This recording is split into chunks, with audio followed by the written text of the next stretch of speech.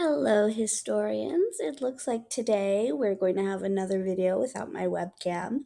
I'm sorry, I'm still figuring out these technical issues, but we're going to power through it because today we are talking about the Silk Road. So, what was the Silk Road? The Silk Road was an interlinking trade route that connected Africa, Asia, and Europe. It extended 4,000 miles from China to Eastern Europe. It was open since the Han Dynasty, which was from around the year 200 BCE to 220 CE. The expansion of the Han Empire made the Silk Road possible. The Silk Road is neither an actual road nor a single route. The term instead refers to a network of routes used by traders for more than 1,500 years, from when the Han Dynasty of China opened trade in 130 BCE until 1453 CE, when the Ottoman Empire closed off trade with the West. German geographer and traveler Ferdinand von Richthofen first used the term Silk Road in 1877 CE to describe the well-traveled pathway of goods between Europe and East Asia. And so here is a map of the Silk Road. We see it connects China all the way over here to Eastern Europe. And so this is up in this top left corner. This is Europe. This is modern day Turkey with the country of Constantinople, now Istanbul.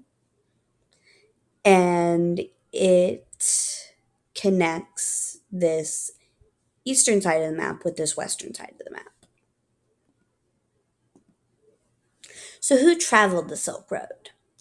The Silk Road extended approximately 4,000 miles across some of the world's most formidable landscapes, including the Gobi Desert and the Pamir Mountains. With no one government to provide upkeep, the roads were typically in poor condition. Robbers were very common. To protect themselves, traders joined together in caravans with camels or other pack animals. And remember from our study of West Africa, caravans are large groups of people, usually traders, traveling together. Over time, large inns called caravanserai opened up to house traveling merchants. Few people traveled the entire route, giving rise to a host of middlemen and trading posts along the way. It was very rare for someone to go all the way from Rome to China. Usually, you would just go a portion of the way, meet up with someone, they would go a portion of the way, meet up with someone, so on and so forth, until your goods eventually reach the other end, but you don't have to go all the way there. So, what was traded? There was an abundance of goods traveled or traded along the Silk Road.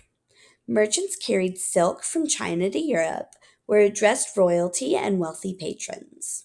Silk was a valuable good because it was a type of cloth that is strong, warm, light, and soft. At the time, only the Chinese knew how to make it. Other favorite commodities from Asia included jade and other precious stones, porcelain, tea, and spices. In exchange, horses, glassware, textiles, which are cloth, and manufactured goods traveled eastward. The silk routes were of great importance in the passage of not only goods and crafts, but of also religions and ideologies throughout Central Asia, Near East, and Europe. Buddhism spread from India into Northern Asia, Mongolia, and China. Christianity and Islam emerged and were spread east by trade, pilgrims, and military conquest.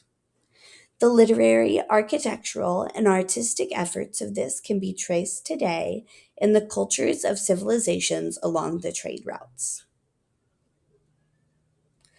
One of the most famous travelers of the Silk Road was Marco Polo, who lived from 1254 CE to 1324 CE. Born into a family of wealthy merchants in Venice, Italy, Marco traveled with his father to China when he was just 17 years of age. They traveled for over 3 years before arriving at Kublai Khan's place at Xanadu in 1275 CE. Marco stayed on Khan's court and was sent on missions to parts of Asia never before visited by Europeans. Upon his return, Marco Polo wrote about his adventures, making him and the routes he traveled famous. So, there are lots of good things about the Silk Road, but there are also some negatives, and those negatives are in the form of dangers. So, there are many different dangers. You could face sandstorms, a lack of water, wild animals and insects, diseases, bandits, and mountain barriers.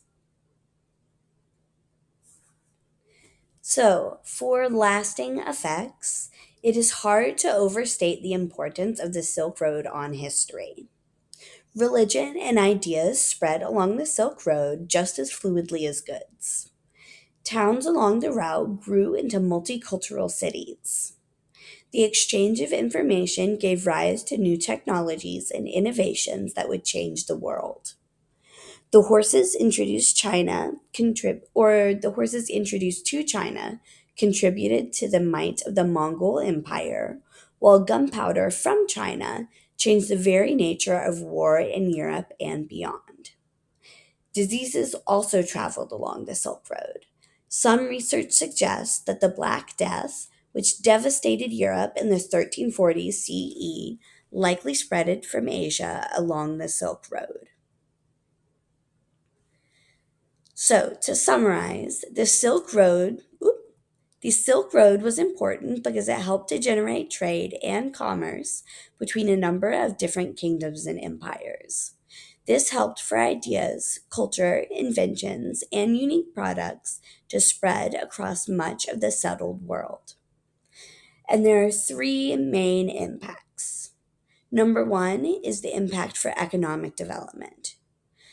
And what was affected was trading, access to new and better resources, and improved quality of life.